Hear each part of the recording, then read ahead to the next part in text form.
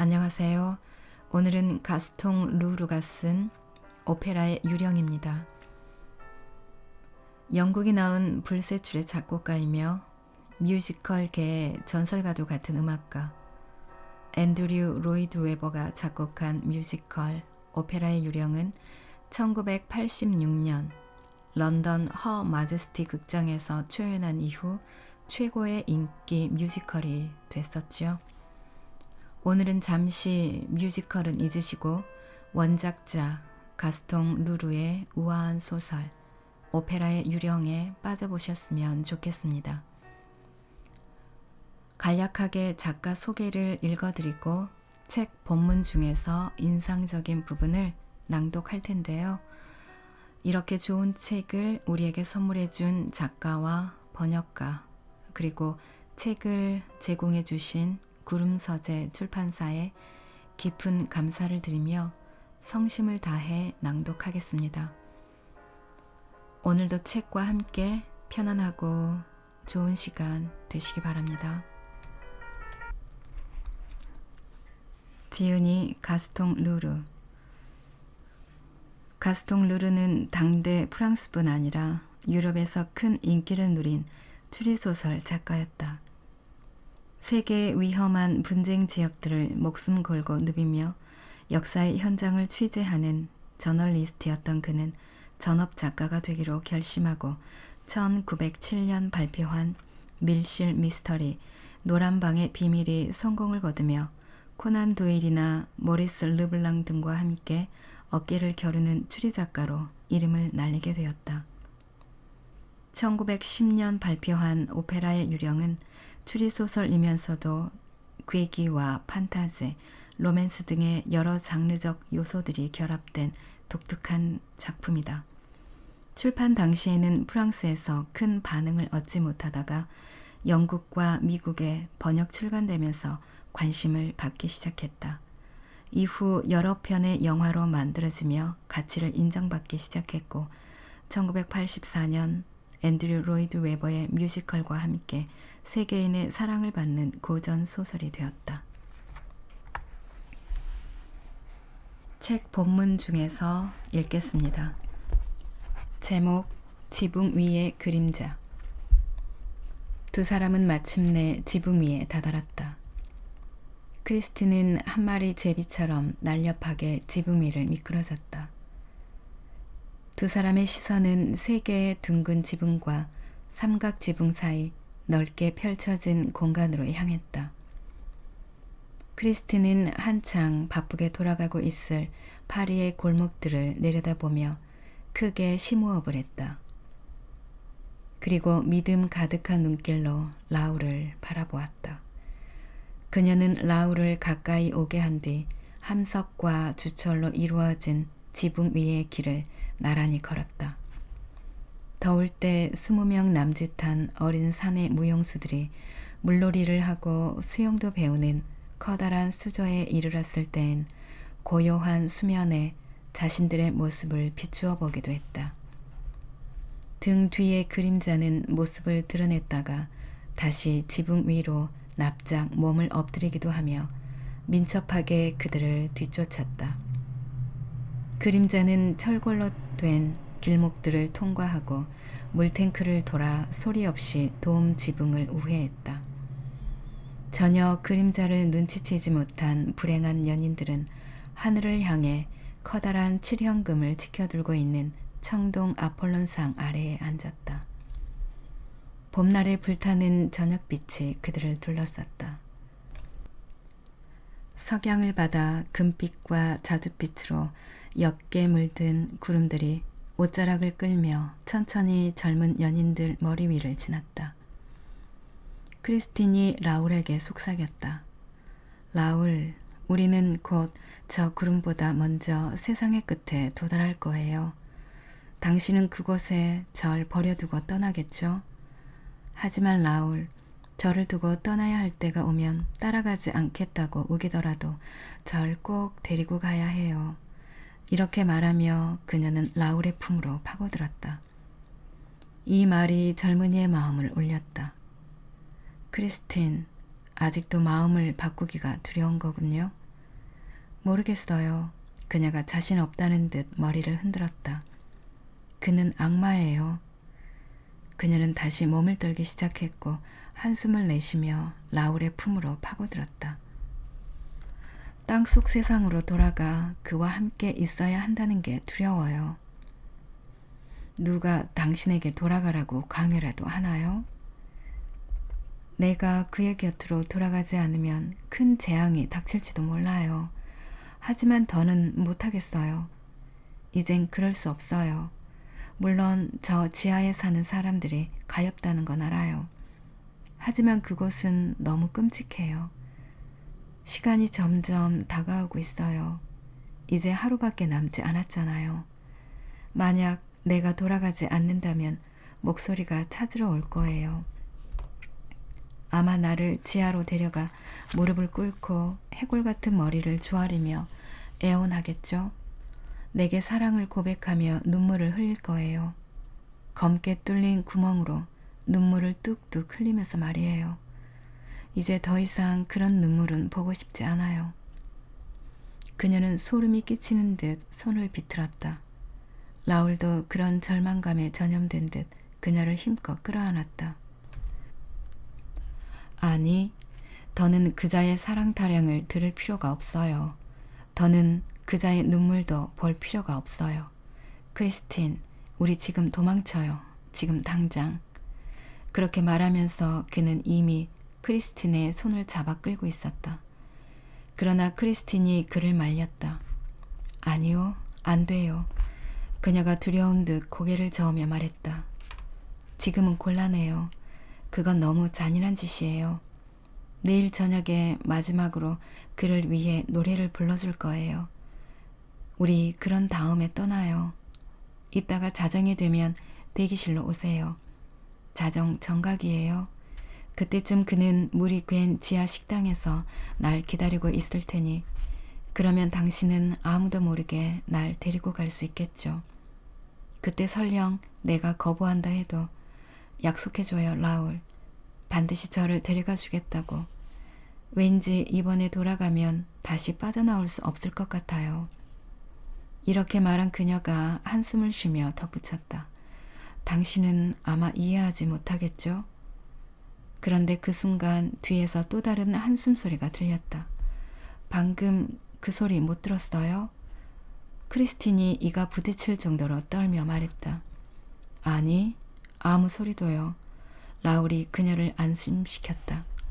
이렇게 매일매일 가슴을 졸이며 사는 건 정말 끔찍해요. 하지만 여긴 안전해요. 이렇게 하늘에 닿아 공기와 햇빛을 누릴 수 있는 내 집, 아니 우리 집에 와 있으니까요. 저렇게 태양도 빛나고 있잖아요. 하지만 밤새들은 햇빛을 싫어하죠. 그가 햇빛 아래 모습을 보인 걸 한 번도 본 적이 없어요. 아, 그 모습은 얼마나 끔찍할까. 그녀는 혼란스러운 눈빛으로 주변을 둘러보았다. 아, 처음 그의 모습을 보았을 때 난 그가 죽어가고 있다고 생각했어요. 왜죠? 이상할 정도로 확신이 담긴 말투에 놀라 라울이 물었다. 왜 그가 죽어간다고 생각했나요? 그냥 분명히 그래 보였어요. 이번에는 라울과 크리스틴이 동시에 주위를 둘러보았다. 누군가 다친 사람이 있나 봐요. 무슨 소리 안 들려요? 라울이 중얼거렸다. 그가 곁에 없더라도 내 귓속은 언제나 그의 탄식으로 가득 차 있어요. 라울, 하지만 당신 귀에까지 들렸다면. 두 사람은 동시에 일어나 주변을 둘러보았다. 하지만 넓은 함석 지붕 위엔 그들밖에 없었다.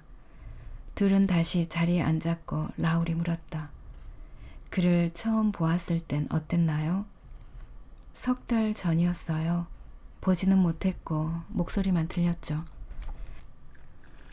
가까이서 아름다운 노랫소리를 들었을 땐 저도 근처 대기실에서 나는 줄만 알았어요. 밖으로 뛰어나가 이리저리 둘러보았죠. 하지만 라울, 당신도 알다시피 제 대기실은 다른 대기실과 멀리 떨어져 있어요.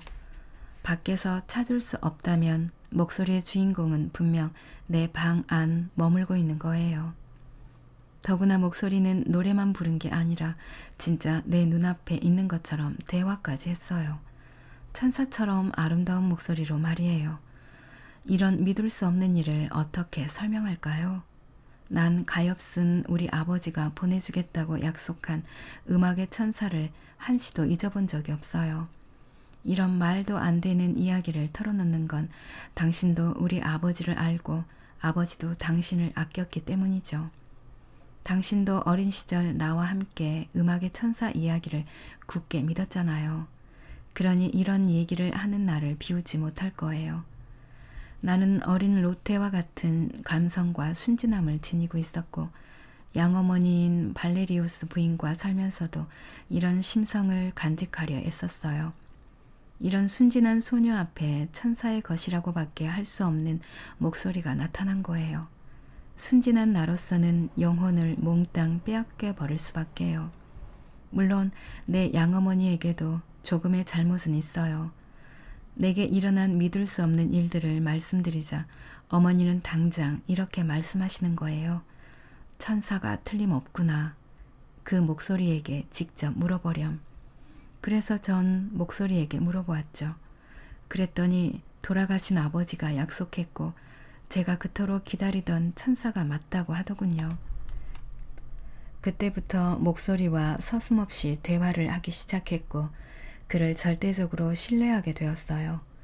목소리는 불멸의 음악이 가져다주는 최고의 기쁨을 인간들이 맛보게 하기 위해 땅으로 내려왔다면서 내게 매일 음악 교습을 해주면 어떻겠냐고 물었어요. 나는 너무나 기뻐서 당장 동의했죠. 그때부터 하루도 빠지지 않고 그가 정해진 장소로 나갔어요. 오페라 극장이 비어있는 시간을 틈타 주로 내 대기실에서 수업을 했어요. 수업이 어땠냐고요? 그의 목소리를 들어본 당신도 상상하기 힘들 정도였어요. 그래요. 대체 어떤 수업을 받았을지 상상하기 힘들군요. 젊은이가 수긍했다. 생전 처음 들어보는 소리였어요. 벽 뒤에서 들려왔지만 음정은 더할 수 없이 정확했죠. 놀랍게도 그는 아버지가 돌아가시기 전에 어디까지 가르쳤고 어떤 방식으로 가르쳤는지까지 모두 알고 있었어요. 내 몸은 과거에 배웠던 소리를 금세 기억해낼 수 있었고 몇 년이 걸릴 정도의 단번에 오를 수 있었죠. 당신도 기억할지 모르겠지만 내 목은 너무 예민하고 개성이 없었어요. 저음 부분은 원래부터 불안했고 고음 부분은 무뎠고 중간음도 희미했죠. 아버지는 이런 단점들을 고쳐주려고 무척 애를 쓰셨고 잠시 성공한 적도 있었어요. 한데 그 목소리가 되살아난 거예요. 그것도 아주 완벽하게요. 전 아주 조금씩 성량을 키워갔고 전에는 도저히 생각할 수 없었던 수준까지 올라갔어요. 호흡을 최대한 길게 끄는 법도 배웠죠. 하지만 무엇보다 그가 전수해준 최고의 비법은 흉성으로 소프라노 소리를 내는 거였어요. 그는 나를 영감에 휩싸이게 만들었고 삶에서 최고의 짜릿감을 안겨주었어요.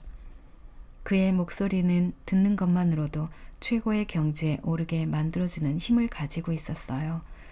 그래서 자신과 함께 날개를 달고 높은 곳을 훨훨 날 수 있도록 해주었죠. 그는 자기 영혼을 나의 입에 불어넣어 줌으로써 완벽함을 선물해 주었어요. 그렇게 몇 주가 지나자 노래를 부를 때 나는 더 이상 내가 아니었고 어떨 때에는 무섭기까지 했죠. 내가 무슨 마술에라도 걸린 것 같아 두려웠어요. 그때도 발레리우스 부인은 날 안심시켜 주었어요. 악마에 사로잡히기엔 넌 너무 순수한 아이야. 나의 음악적 성장은 그와 나 그리고 양어머니 셋만의 비밀이었어요. 목소리가 그렇게 명령했죠.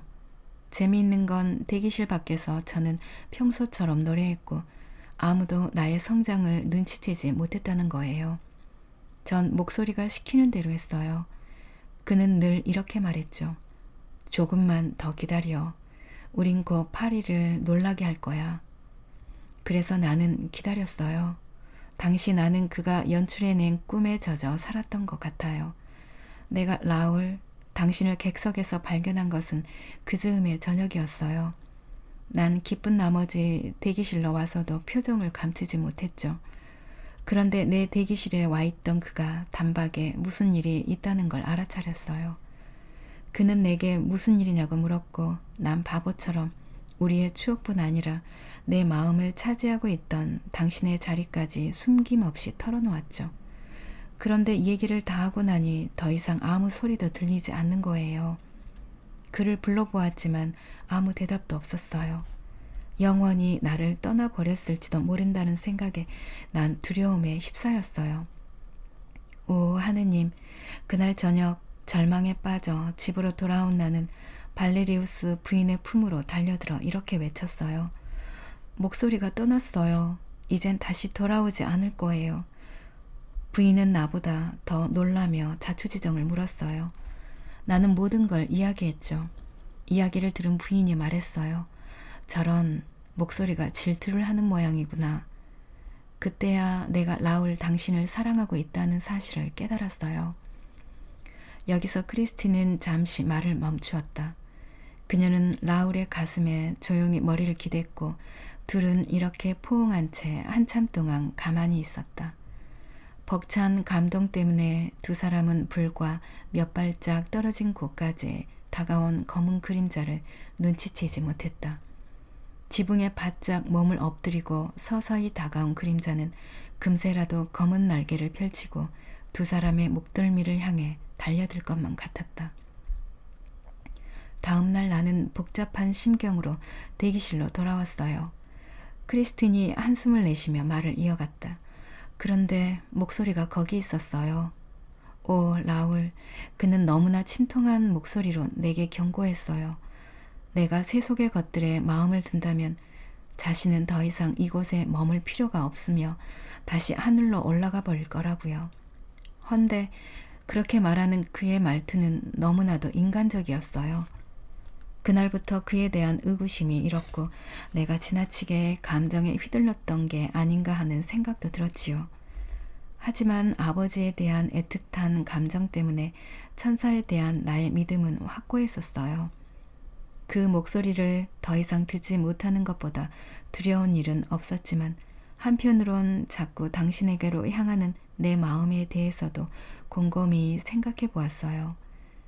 그로 인해 닥칠 위험들에 대한 부질없는 생각들과 함께 과연 당신이 날 기억해 주기나 할까 하는 생각도 들었고요. 당신의 신분을 볼 때 우리가 정상적으로 결혼하는 것은 불가능할 테니까요. 그래서 당신과는 그냥 남매 같은 사이이며 세속적 사랑 따위는 마음에서 지워버리겠다고 그에게 맹세했어요. 이것이 무대나 복도에서 마주쳤을 때 당신을 외면하고 당신이 나를 찾아왔을 때도 못 알아보는 척했던 이유랍니다. 그러는 사이에도 목소리와의 신들린 교습은 계속되었어요. 마침내 내가 더는 올라설 수 없는 경지에 이르렀을 때 목소리는 말했어요. 크리스틴 다에, 이제 인간들에게 가서 천상의 음악을 들려줄 때가 되었다. 그날 왜 카를로타가 극장에 못 오게 되었는지, 어떻게 내가 그 자리를 대신하게 되었는지는 잘 몰라요. 어쨌든 그날 나는 스스로도 알 수 없는 힘에 이끌려 노래를 불렀어요. 마치 날개를 달고 날아오르는 느낌이었어요. 어느 순간엔 내 몸을 감싸고 있던 영혼이 육신을 떠나 떠돌고 있는 느낌마저 들더군요. 라울이 눈물을 글썽이며 화답했다. 오, 크리스틴, 그날 저녁 내 심장은 당신이 부른 음정의 마디마디마다 요동쳤답니다. 당신의 흰 볼을 타고 흐르는 눈물을 나는 보았어요. 나 또한 당신과 함께 눈물을 흘렸지요. 어떻게 당신은 눈물을 흘리면서도 노래를 부를 수 있었나요? 크리스틴이 말을 이었다. 노래를 마치자 기력이 다했어요. 전 눈을 감고 말았죠. 다시 눈을 떴을 땐 당신이 내 곁에 있었어요. 하지만 목소리도 거기에 있었답니다. 당신이 걱정됐어요. 이번에는 당신을 아는 채 할 수 없었어요. 당신이 스카프를 바다에서 건져준 이야기를 하자마자 웃음을 터뜨린 것도 그 때문이에요. 하지만 목소리를 속일 수는 없었어요. 목소리는 단번에 당신을 알아보았고 당신을 질투했어요. 그는 이틀 동안이나 나를 괴롭혔어요. 그를 사랑하고 있군. 그를 사랑하지 않는다면 그렇게 피할 이유도 없잖아. 정말 얘 친구라면 남들처럼 손을 잡고 맞아주었어야지. 그를 사랑하지 않는다면 내가 대기실에 있는 걸 그렇게 불편해할 필요도 없었을 텐데. 그렇게 황급히 그를 방에서 쫓아내지도 않았을 테고. 계속해서 이죽거리는 목소리에게 소리쳤어요. 제발 그만하세요.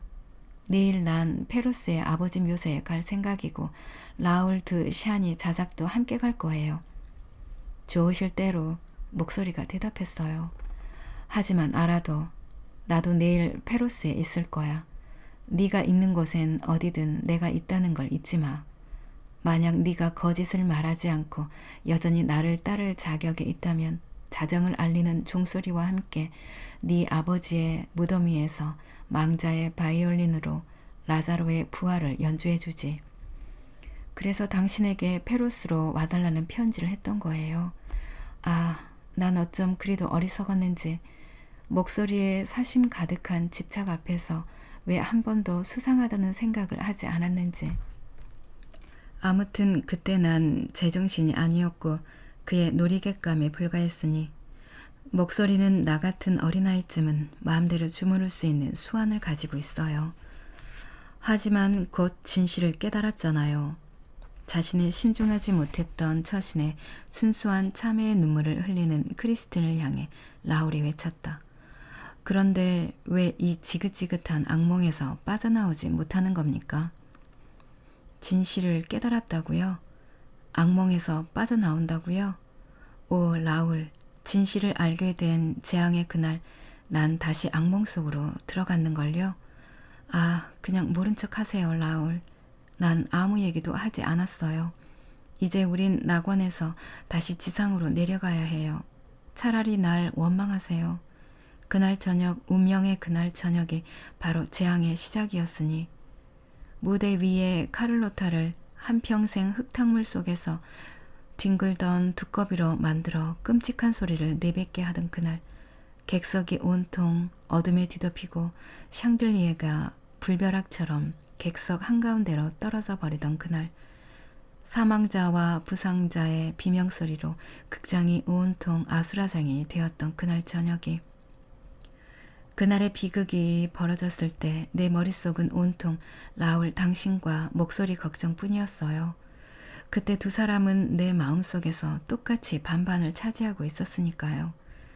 당신이 형님과 함께 박스석에 앉아있는 걸 보고 당신이 무사하다는 걸 알았죠. 하지만 이번엔 그날 공연을 보러 오기로 한 목소리가 걱정됐어요. 그래요. 마치 그가 죽을 수도 있는 평범한 인간이라도 된 것처럼. 그래서 나도 모르게 맙소사, 샹들리에가 목소리의 머리 위로 떨어져 내렸을지도 몰라 하고 외쳤어요. 무대 위에 있던 나는 실성한 사람처럼 객석으로 달려가서 사상자 중에 그가 있는지 찾아보았죠. 그때 문득 한 가지 생각이 스쳤어요. 만약 그가 끔찍한 일을 당하지 않았으면 틀림없이 날 안심시키기 위해 대기실로 와 있을 거라고요. 난 지체 없이 대기실로 달려갔어요. 그는 없었어요. 그래서 문을 걸어 잠그고 무사하다면 모습을 보여달라고 눈물로 간청했죠. 처음엔 아무 대답도 없었지만 이내 그의 익숙한 신음소리를 들을 수 있었어요. 그건 마치 예수의 목소리를 듣고 눈을 떠 세상의 광명을 보게 된 라자로의 신음소리 같았어요. 그리고 마치 우리 아버지의 바이올린 소리 같았죠. 나는 즉시 페루스의 공동묘지에서 날 얼어붙게 만들었던 아버지의 바이올린 소리를 떠올렸어요. 그러자 보이지 않는 악기의 장엄한 연주와 함께 생명의 환희를 노래하는 목소리가 들렸어요. 그 목소리는 와서 나를 믿으라. 나를 믿는 자는 죽음으로부터 되살아나리니 내게로 오라. 나를 믿는 자 영원히 죽지 않으리로다 라고 노래하고 있었어요. 가엾은 사람들이 거대한 상들리에 깔려 죽은 재앙의 날, 지척에서 불멸의 삶을 노래하는 목소리를 들었을 때 제 느낌이 어땠을까요? 그건 마치 몸을 일으켜 소리가 있는 곳으로 오라는 명령처럼 들렸어요. 목소리는 차츰 멀어졌고 나는 그 소리를 따라갔죠. 내게로 오라, 나를 믿으라. 나는 그 목소리를 믿고 따라갔어요. 그런데 신기하게도 목소리를 따라갈수록 발 앞의 공간이 점점 확장되는 느낌이었어요. 거울의 효과 때문이었는지 모르겠다는 생각이 들은 순간 어찌된 영문인지 나는 대기실 밖으로 밀려나와 있었어요. 그때 라울이 말을 가로막았다. 영문을 모르겠다고요? 제발 꿈에서 깨어나요, 크리스틴. 아, 가엾은 라울, 꿈을 꾼 게 아니에요. 분명 나도 모르는 사이에 대기실 밖으로 나와 있었어요. 그날 저녁 당신도 내가 사라지는 걸 봤다고 했잖아요. 그렇다면 당신이 직접 설명해 보세요. 나는 도저히 설명할 수가 없군요. 내가 이야기할 수 있는 건 분명 눈앞에 거울이 있었는데 뒤를 돌아보니 어느새 거울은 물론 대기실도 없어졌다는 거예요. 나는 어두운 복도에 있었고 너무나 무서워 소리를 질렀어요. 주위는 온통 깜깜했고 멀리 복도 끝에 벽 한쪽에 붉은 불빛이 희미하게 비쳐왔죠. 나는 다시 비명을 질렀지만 목소리는 벽에 부딪혀 되돌아왔어요. 이미 바이올린 소리도 노랫소리도 그쳐 있었어요. 한데 깜깜한 어둠 속에서 갑자기 손 하나가 나타나 내 손을 살며시 잡는 거예요. 손이라기보다는 온기 없는 뼈다귀가 움켜쥐는 느낌이었어요. 나는 다시 비명을 질렀죠. 그러자 이번엔 팔 하나가 내 몸 전체를 휘어감더니 번쩍 들어올렸어요. 겁에 질려 물기가 서려있는 담벼락을 움켜쥐며 몸부림쳤지만 붙잡을 데가 없었어요. 더는 저항할 수가 없게 되자 죽음과도 같은 공포가 밀려왔어요. 검은 그림자는 나를 안고 붉은 빛이 희미하게 비치는 쪽으로 걸어갔어요. 불빛에 들어가서야 나는 검은 망토를 두르고 가면으로 얼굴을 가린 사내를 알아볼 수 있었어요. 다시 있는 힘을 다해 저항했지만 팔다리를 쥐고 있어 꼼짝할 수도 없었고 손으로 입을 틀어막아 소리도 낼 수도 없었어요. 그 손, 내 입술과 살갗에 닿은 그 손에서 죽음의 냉기가 느껴졌어요. 결국 나는 정신을 잃고 말았죠. 얼마나 기절해 있었을까. 다시 눈을 떴을 때 여전히 그와 함께 어둠 속에 있다는 걸 알았어요. 바닥에 놓인 램프 하나가 말없이 고인 물을 비추고 있었는데 벽에서 흘러내린 물줄기는 바닥에 이르자마자 어디론가 사라져버렸어요. 그 바닥에 나는 누워 있었죠. 내 머리가 검은 망토를 두른 가면의 무릎 위에 놓여 있었어요. 그는 말없이 앉아 부드러운 손길로 내 이마를 식혀주었어요. 그 모습은 나를 거칠게 끌고 오던 때보다도 견딜 수 없을 만큼 끔찍했어요. 그의 손길은 바람결처럼 가벼웠지만 죽음의 냄새는 결코 지울 수 없었어요. 나는 그를 밀어내려 했지만 힘에 부쳤어요. 나는 간신히 호흡을 가다듬으며 물었어요. 누구시죠? 목소리는 어디에 있나요? 하지만 한숨소리가 대답을 대신했어요. 순간 더운 숨결이 얼굴에 느껴졌고 검은 사나이 곁에서 뭔가 하얀 물체가 있다는 걸 알아차렸어요. 검은 사내는 나를 들어올리더니 하얀 물체 위에 올려놓았어요. 그러자 경쾌한 말울음 소리가 귓가에 울려왔어요. 세자르야, 나는 중얼거렸어요. 그러자 말이 몸을 부르르 떨었어요. 말 한 장 위에 거의 눕혀진 자세로 끌려가면서 나는 그게 애언자의 백마라는 사실을 알아차릴 수 있었어요. 내가 사탕을 주며 무척이나 귀여워했던 말이었어요. 어느 날 갑자기 극장에서 사라진 뒤 오페라의 유령에게 납치됐다는 소문이 퍼졌었죠. 그때까지 천사의 목소리만 믿었을 뿐 나는 유령에 대한 소문 따위는 믿지 않았어요. 순간 내가 혹시 유령의 포로가 된 건가 하는 생각에 소름이 끼쳤어요. 마음속으로 목소리가 달려와 나를 구해주길 간절히 빌었죠. 그때까지 목소리와 유리형이 같은 존재라곤 꿈에도 생각해보지 못했으니까요. 라울, 당신도 오페라의 유령에 대해서는 들어보았겠죠? 책의 내용은 여기까지만 읽겠습니다. 뮤지컬 오페라의 유령 좋아하시는 분 굉장히 많으실 텐데요. 저 또한 그렇고요. 그 중에서 제가 아주 좋아하는 곡이 있는데 라울 백작과 크리스틴의 사랑의 노래입니다. All I Ask of You인데요. 제가 댓글창에 링크를 걸어둘 테니까 책 낭독 끝나면 들어보셨으면 좋겠네요. 오늘도 끝까지 들어주셔서 감사합니다. 그리고 축복합니다.